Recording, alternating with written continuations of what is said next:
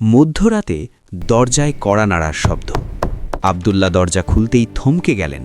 সামনে দাঁড়িয়ে এক অপরূপ সুন্দরী, যার চোখে ছিল অদ্ভুত এক আগুন। ঘরের ভেতরে ঢুকে সে ধীরে ধীরে কাছে এগিয়ে আসছে। দরজা বন্ধ, বাইরে খুটখুটে অন্ধকার, কেউ নেই। এরপর যা ঘটল সেই সত্য ঘটনা আপনার রক্ত হিম করে দেবে। শেষ পর্যন্ত না থাকলে বুঝতে পারবেন না কিভাবে একজন মানুষ শয়তানের সবচেয়ে বড় ষড়যন্ত্র থেকে নিজেকে রক্ষা করেছিল। আব্দুল্লাহ, এক ঈমানদার যুবক। আজ থেকে প্রায় 1100 বছর আগের ঘটনা। সেই সময়ের সবচেয়ে সমৃদ্ধ শহর ছিল বাগদাদ, মুসলিম খিলাফতের রাজধানী। এই শহরেই বাস করত এক যুবক, নাম তার আব্দুল্লাহ ইবনে মাসুদ। আব্দুল্লাহর বয়স তখন মাত্র 25 বছর। দেখতে সুদর্শন, লম্বা, শক্তিশালী চেহারা। কিন্তু তার আসল সৌন্দর্য ছিল তার চরিত্রে। ফজরের নামাজের আগেই মসজিদে পৌঁছে যেতেন। তাহাজ্জুদ পড়তেন নিয়মিত। কোরআন মুখস্থ করছিলেন ধীরে ধীরে। ইমাম সাহেবের কাছে হাদিস শিখতেন প্রতিদিন। পাড়ার সবাই তাকে চিনত। তার সততা আর বিনয়ের জন্য সবাই তাকে ভালোবাসত। ব্যবসা করতেন তিনি, কাপড়ের দোকান ছিল তার। কখনো কাউকে ঠকাতেন না, সত্য কথা বলতেন সব সময়। কিন্তু আব্দুল্লাহ জানতেন না তার জীবনের সবচেয়ে বড় পরীক্ষা অপেক্ষা করছে তার জন্য। একটা পরীক্ষা যেটা তার ঈমানের শেকড় পর্যন্ত নাড়িয়ে দেবে। লায়লা, রহস্যময়ী এক নারী। আব্দুল্লাহর বাড়ির ঠিক পাশের বাড়িতেই থাকত এক ধনী পরিবার। তারা ছিল ইহুদি ধর্মের অনুসারী। সেই পরিবারে ছিল এক মেয়ে, নাম তার লায়লা বিনতে রাফায়েল। লায়লা ছিল অসাধারণ সুন্দরী। তার সৌন্দর্যের কথা পুরো বাগদাদ শহরে ছড়িয়েছিল। লম্বা কালো চুল, বড় বড় চোখ, ফর্সা ত্বক। কিন্তু তার চালচলন ছিল সম্পূর্ণ বেপরোয়া। খোলামেলা পোশাক পরত, রাস্তায় ঘুরে বেড়াত নির্ভয়ে, যুবকদের সাথে হাসি ঠাট্টা করত। তার পরিবার খুব ধনী হওয়ায় কেউ তাকে কিছু বলতে পারত না। লায়লার জীবন ছিল ভোগ বিলাসে পূর্ণ। সে কখনো ভাবেনি জীবনে কোনো উদ্দেশ্য থাকতে পারে। তার কাছে জীবন মানেই ছিল মজা করা, ঘোরাফেরা করা, নিজের ইচ্ছে মতো চলা। কিন্তু একদিন তার চোখ পড়ল আব্দুল্লাহর উপর। সেদিন ছিল জুমার দিন। আব্দুল্লাহ দোকান বন্ধ করে মসজিদের দিকে যাচ্ছিলেন। পরিষ্কার সাদা জুব্বা পরে, হাতে তসবি নিয়ে শান্ত পায়ে হেঁটে যাচ্ছিলেন। লায়লা তখন তাদের বাড়ির ছাদে দাঁড়িয়েছিল। হঠাৎ তার চোখ পড়ল আব্দুল্লাহর উপর। কি এক অদ্ভুত টান অনুভব করল সে। এই যুবক অন্য সবার থেকে আলাদা। তার মুখে একটা আলাদা জ্যোতি, তার চোখে একটা শান্তি, তার চলার মধ্যে একটা মর্যাদা। লায়লা আগেও অনেক যুবক দেখেছে, অনেকেই তাকে পছন্দ করত, কিন্তু এই প্রথম সে নিজেই কাউকে পছন্দ করে ফেলল। পরের দিন থেকে লায়লা আব্দুল্লাহকে লক্ষ্য করতে শুরু করল। সে দেখল প্রতিদিন ফজরের আগে আব্দুল্লাহ মসজিদে যান, দোকানে যাওয়ার সময় কারো সাথে খারাপ ব্যবহার করেন না, রাস্তায় মেয়েদের দেখলে চোখ নিচু করে চলে যান। লায়লা ভাবল, এই ছেলেটা এত আলাদা কেন? এর মধ্যে এমন কি আছে যা অন্যদের নেই? তার মনে ক্রমশ আব্দুল্লাহর প্রতি আকর্ষণ বাড়তে লাগল। কয়েক সপ্তাহ কেটে গেল। লায়লা ঠিক করল সে আব্দুল্লাহর সাথে কথা বলবে। একদিন রাস্তায় দেখা হলে সে হাসি দিল, কিন্তু আব্দুল্লাহ চোখ নিচু করে চলে গেলেন। আরেকদিন বাজারে দেখা হলো। লায়লা কাছে এসে বলল, আসসালামু আলাইকুম। আব্দুল্লাহ শুধু ওয়ালাইকুম আসসালাম বলে সরে গেলেন, কোনো কথা বললেন না। লায়লা বুঝল সাধারণ উপায়ে এই ছেলেকে পাওয়া যাবে না। সে একদিন তার এক বান্ধবীকে পাঠালো আব্দুল্লাহর কাছে। বান্ধবী গিয়ে বলল, লায়লা তোমাকে পছন্দ করে, সে তোমার সাথে দেখা করতে চায়। আব্দুল্লাহ খুব দৃঢ়ভাবে বললেন, আমি বিয়ের আগে কোনো মেয়ের সাথে এভাবে কথা বলি না। যদি তার পরিবার আমার সাথে বিয়ে দিতে চায় তাহলে সঠিক নিয়মে প্রস্তাব পাঠাতে পারে, কিন্তু আমরা তো ভিন্ন ধর্মের, তাই এটা সম্ভব নয়। এই কথা শুনে লায়লার রাগে অপমানে জ্বলে গেল। সে ভাবল, আমি যাকে চাই সে আমাকে প্রত্যাখ্যান করল, এটা হতে পারে না, যেভাবেই হোক আমি তাকে পাব। তখনই তার মনে শয়তান একটা পরিকল্পনা ঢুকিয়ে দিল। সেই রাত ভয়ঙ্কর পরীক্ষা। লায়লা জানত আব্দুল্লাহ একা থাকে তার ছোট্ট ঘরে, বাবা মা আলাদা বাড়িতে থাকেন। সে ঠিক করল একদিন রাতে এসে আব্দুল্লাহর ঘরে ঢুকে পড়বে, তারপর যা হয় হবে। সেই রাতটা ছিল শুক্রবার। আকাশে চাঁদ ছিল না, ঘুটঘুটে অন্ধকার চারিদিকে। শীতের রাত, ঠান্ডা হাওয়া বইছিল। লায়লা তার সবচেয়ে সুন্দর পোশাক পরল, চুলে আতর লাগালো, গহনা পরল, নিজেকে সাজালো ভালোভাবে। তারপর মধ্যরাতে যখন সবাই ঘুমিয়ে পড়েছে, সে বের হলো তার ঘর থেকে। আস্তে আস্তে সে পৌঁছে গেল আব্দুল্লাহর ঘরের সামনে। দরজায় কান পাতল। ভেতরে কোরআন তেলাওয়াতের শব্দ ভেসে আসছিল। আব্দুল্লাহ তাহাজ্জুদ পড়ছিলেন। লায়লা গভীর শ্বাস নিল, তারপর দরজায় আস্তে আস্তে পড়া নাড়ল। টুক টুক টুক। কোরআন তেলাওয়াতের শব্দ থেমে গেল। লায়লার বুক ধরপড় করছিল। কয়েক সেকেন্ড পর দরজার খিল খোলার শব্দ, তারপর দরজা খুলে গেল। আব্দুল্লাহ দরজা খুলতেই চলকে গেলেন। সামনে লায়লা, এই রাতে একা, এভাবে সেজে। তুমি এখানে এই রাতে? আব্দুল্লাহর গলায় বিস্ময় আর শঙ্কা। লায়লা মিষ্টি হেসে বলল, আমার একটু সাহায্য দরকার ছিল, আমি ভয় পেয়ে গেছি। আমাদের বাড়িতে কেউ নেই, ভেতরে একটু ঢুকতে পারি? আব্দুল্লাহ বুঝলেন এটা ফাঁদ, কিন্তু সেই মুহূর্তে তার মনে একটা দ্বন্দ্ব শুরু হলো। মেয়েটা ভয় পেয়েছে, রাতে একা বাইরে দাঁড়িয়ে আছে, আশেপাশে কেউ নেই। যদি কোনো বিপদ হয়, যদি কেউ তাকে দেখে ফেলে এখানে দাঁড়িয়ে থাকতে, তাহলে তো আমার সুনামও নষ্ট হবে। এই চিন্তা করে আব্দুল্লাহ দরজা একটু বেশি খুলে দিলেন। বললেন, তুমি ভেতরে আসো, কিন্তু দরজা খোলা রাখব। কিন্তু লায়লা ভেতরে ঢুকেই দরজা বন্ধ করে দিল। বলল, বাইরে যদি কেউ দেখে ফেলে তোমার সমস্যা হবে না? ঘরের ভেতরে শুধু একটা মোমবাতি জ্বলছিল। আব্দুল্লাহ নামাজের জায়নামাজে দাঁড়িয়েছিলেন। লায়লা ধীরে ধীরে কাছে এগিয়ে এলো। আব্দুল্লাহ, লায়লা নরম গলায় বলল, আমি তোমাকে ভালোবাসি অনেক দিন ধরে।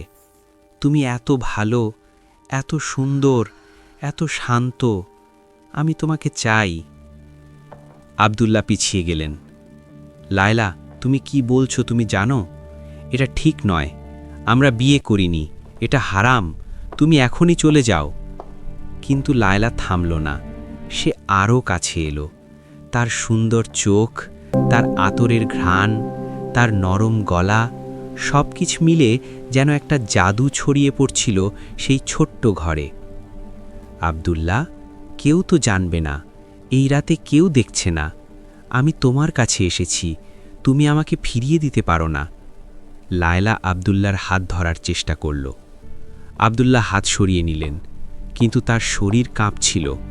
তিনি তো একজন মানুষ, একজন যুবক, তার মধ্যেও কামনা বাসনা আছে। এত সুন্দর একজন নারী, এত কাছে, এই নিবৃত রাতে, কেউ দেখছে না। শয়তান তখন তার কানে ফিসফিস করে বলছিল, কি সমস্যা, সে নিজেই তো এসেছে, তুমি তো তাকে জোর করে আনোনি। একবারের জন্য, কেউ জানবে না। আব্দুল্লাহর চোখ বন্ধ হয়ে আসছিল, তার মাথা ঘুরছিল, হাত পা কাঁপছিল। এক পা করে সে লায়লার দিকে এগিয়ে যাচ্ছিলেন। লায়লা হাসছিল, সে ভাবল, জিতে গেছি, এই ছেলেটাও অন্য সবার মতোই। কিন্তু ঠিক সেই মুহূর্তে যখন আব্দুল্লাহ লায়লার একদম কাছে চলে এসেছিলেন, হঠাৎ তার চোখের সামনে একটা দৃশ্য ভেসে উঠল। কিয়ামতের দিন, আল্লাহর সামনে দাঁড়িয়ে আছেন সব মানুষ, কেউ কারো কোনো কাজে আসছে না। সেদিন কেউ বলতে পারবে না যে কেউ তো দেখেনি, কারণ আল্লাহ সব কিছু দেখেছেন। আব্দুল্লাহর মনে পড়ে গেল কুরআনের সেই আয়াত, আর তোমরা ব্যভিচারের কাছেও যেও না, নিশ্চয়ই এটা অশ্লীল কাজ এবং নিকৃষ্ট পথ। সূরা বানী ইসরাঈল ৩২। তার মনে পড়ে গেল হাদিসের সেই কথা যা তিনি শত শতবার পড়েছেন। ৭টি শ্রেণীর মানুষকে আল্লাহ কিয়ামতের দিন তার আরশের ছায়ায় জায়গা দেবেন। তার মধ্যে একজন হল সেই যুবক যাকে কোনো সুন্দরী, উচ্চ মর্যাদার নারী পাপের দিকে ডাকে, কিন্তু সে বলে, আমি আল্লাহকে ভয় করি। সহিহ বুখারী। আব্দুল্লাহর চোখে পানি এসে গেল, তার সারা শরীর কাঁপতে লাগল, কিন্তু এবার আর কামনায় নয়, ভয়ে, আল্লাহর ভয়ে। তিনি হঠাৎ করে চিৎকার করে বললেন, না না, আমি পারব না, আমি আল্লাহকে ভয় করি, আল্লাহ আমাকে দেখছেন। তিনি দৌড়ে গিয়ে দরজা খুলে ফেললেন। ঠান্ডা হাওয়া ঢুকে এলো ভেতরে। তিনি জোরে জোরে শ্বাস নিচ্ছিলেন, চোখ দিয়ে পানি পড়ছিল। লায়লা, তুমি এখনই চলে যাও, আমি আল্লাহর কাছে ক্ষমা চাইছি, তুমি বের হও এই ঘর থেকে, আমি এটা করতে পারব না। আব্দুল্লাহর গলা কাঁপছিল। লায়লা অবাক হয়ে দাঁড়িয়ে রইল। এমন কোনো পুরুষ সে জীবনে দেখেনি। এত শক্তিশালী ইচ্ছাশক্তি, এত আত্মনিয়ন্ত্রণ, যে তার সৌন্দর্যের কাছে হার মানল না, যে নিজের ইচ্ছাকে দাবিয়ে রাখল। লায়লা ধীরে ধীরে বাইরে বেরোল, কিন্তু তার মন তখন প্রশ্নে ভরে গেছে। কিসের এমন শক্তি এই ছেলেটার মধ্যে? কোন জিনিস তাকে আমার থেকে, আমার সৌন্দর্য থেকে দূরে রাখল? আল্লাহ, ঈমান, ইসলাম? সারা রাত লায়লা ঘুমাতে পারল না। বারবার সেই দৃশ্য তার চোখের সামনে ভেসে উঠছিল। আব্দুল্লাহর সেই চিৎকার, আমি আল্লাহকে ভয় করি। পরের দিন সকালে লায়লা বেরোল। সে সরাসরি গেল শহরের বড় মসজিদে।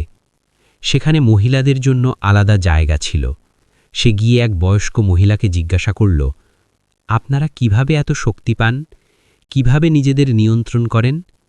সেই মহিলা হেসে বললেন, বেটি, এটা আমাদের শক্তি নয়, এটা আল্লাহর দেওয়া শক্তি, ঈমানের শক্তি।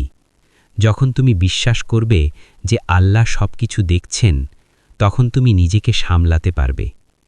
লায়লা কয়েক মাস ধরে ইসলাম সম্পর্কে জানতে থাকল, বই পড়ল, মসজিদে যেতে লাগল, আলেমদের কাছে প্রশ্ন করতে লাগল, এবং একদিন 6 মাস পর লায়লা শাহাদাত পড়ল। সে মুসলিম হয়ে গেল। লায়লা মুসলিম হওয়ার পর সম্পূর্ণ বদলে গেল। সে পর্দা করা শুরু করল, নামাজ, রোজা শিখল। তার আচার ব্যবহার, পোশাক আশাক সব কিছু পাল্টে গেল। একদিন লায়লার বাবা আব্দুল্লাহর বাবার কাছে গেলেন। বললেন, আপনার ছেলে আমার মেয়েকে বাঁচিয়েছে। সেই রাতে সে চাইলে পাপ করতে পারত, কিন্তু সে করেনি। তার ঈমানের কারণেই আমার মেয়ে আজ মুসলিম। আমি চাই আমার মেয়ের সাথে আপনার ছেলের বিয়ে হোক, এবার সঠিক নিয়মে, ইসলামী পদ্ধতিতে। কয়েক মাস পর আব্দুল্লাহ আর লায়লার বিয়ে হল, হালাল পথে, পর্দা নিকাহ করে, আল্লাহর নিয়মে। আব্দুল্লাহ সেই রাতে আল্লাহর ভয়ে হারাম থেকে বেঁচে গিয়েছিলেন, আর আল্লাহ তাকে দিলেন একজন সত্যিকারের ঈমানদার স্ত্রী। ভাইরা এবং বোনেরা, এই সত্য ঘটনা থেকে আমরা অনেক কিছু শিখতে পারি। প্রথম শিক্ষা, শয়তান সবসময় আমাদের দুর্বল মুহূর্তে আক্রমণ করে, বিশেষ করে যুবক যুবতীদের টার্গেট করে, কামনা বাসনা দিয়ে ফাঁদে ফেলার চেষ্টা করে। কিন্তু ঈমানের শক্তি সব শয়তানকে পরাজিত করতে পারে। দ্বিতীয় শিক্ষা, কেউ দেখছে না এই কথা সবচেয়ে বড় ধোঁকা। আল্লাহ সবসময় দেখছেন। কোরআনে আল্লাহ বলেছেন, আল্লাহ তোমাদের সাথে আছেন তোমরা যেখানেই থাকো। সূরা হাদিদ 4 নম্বর। তৃতীয় শিক্ষা, যখন পাপ তোমার সামনে হাজির হয়, তখন কোরআন হাদিস মনে করো, আল্লাহকে স্মরণ করো, এটাই তোমার সবচেয়ে বড় রক্ষা কবচ। চতুর্থ শিক্ষা, একজন সৎ মানুষের চরিত্র অন্যদের জীবনও বদলে দিতে পারে। আব্দুল্লাহের ঈমানদারি দেখে লায়লা হেদায়েত পেয়ে গেল। আপনার চরিত্রও হতে পারে অন্যদের জন্য হেদায়েতের কারণ। পঞ্চম শিক্ষা, আল্লাহ যাকে পাপ থেকে বাঁচান তাকে আরও ভালো কিছু দিয়ে পুরস্কৃত করেন। রাসূলুল্লাহ সাল্লাল্লাহু আলাইহি ওয়াসাল্লাম বলেছেন যে আল্লাহর ভয়ে কোনো হারাম জিনিস ত্যাগ করে, আল্লাহ তাকে আরও ভালো কিছু দিয়ে প্রতিদান দেন। মনে রাখবেন, আমাদের জীবনে প্রতিদিন এরকম ছোট বড় পরীক্ষা আসে। হতে পারে সেটা কোনো হারাম সম্পর্কের লোভ, হতে পারে হারাম টাকার লোভ, হতে পারে মিথ্যা বলার সুযোগ। কিন্তু প্রতিটি পরীক্ষায় আমাদের মনে রাখতে হবে, আল্লাহ দেখছেন, কিয়ামতের দিন সব কিছুর জবাব দিতে হবে। আজকের যুগে সোশ্যাল মিডিয়া, ইন্টারনেট, মোবাইলে হাজারো ফিতনা, হারামের সয়লাভ। এই সময়ে ঈমান ধরে রাখা আরও কঠিন। কিন্তু যারা পারবে তাদের জন্য আল্লাহর কাছে অনেক বড় পুরস্কার অপেক্ষা করছে। আব্দুল্লাহ তার পরীক্ষায় পাশ করেছিলেন। আল্লাহ তাকে দুনিয়াতেও পুরস্কার দিলেন, আখিরাতেও দেবেন। আপনার পরীক্ষায় কি হবে সেটা নির্ভর করছে আপনার ঈমানের উপর। তাই আজ থেকেই নিজের ঈমানকে মজবুত করুন। নিয়মিত নামাজ পড়ুন, কোরআন তেলাওয়াত করুন, হাদিস পড়ুন, আল্লাহর কাছে দোয়া করুন, হে আল্লাহ, আমাকে সব ধরনের ফিতনা থেকে রক্ষা করো। মনে রাখবেন, শয়তান কখনো হাল ছাড়ে না, কিন্তু আল্লাহর সাহায্য সবসময় মুমিনদের সাথে থাকে। শুধু আল্লাহকে ডাকতে হয়, আল্লাহকে ভয় করতে হয়। আপনারা যদি এই ধরনের সত্য ঘটনা এবং ইসলামিক শিক্ষামূলক ভিডিও আরও দেখতে চান, তাহলে অবশ্যই আমাদের চ্যানেলটি সাবস্ক্রাইব করুন, পাশের লাল বেল আইকনটি প্রেস করুন, যেন নতুন ভিডিও আপলোড হলেই আপনি নোটিফিকেশন পেয়ে যান। আর এই গল্প থেকে যদি আপনি কিছু শিখে থাকেন, তাহলে ভিডিওটি লাইক দিন এবং আপনার বন্ধু পরিবারের সাথে শেয়ার করুন। হয়তো আপনার শেয়ার করার এই ভিডিওটি কারো জীবন বদলে দিতে পারে। জাযাকাল্লাহ খাইরান। আল্লাহ আমাদের সবাইকে সঠিক পথে চলার তৌফিক দান করুন, সব ধরনের পাপ থেকে, ফিতনা থেকে রক্ষা করুন। আমিন।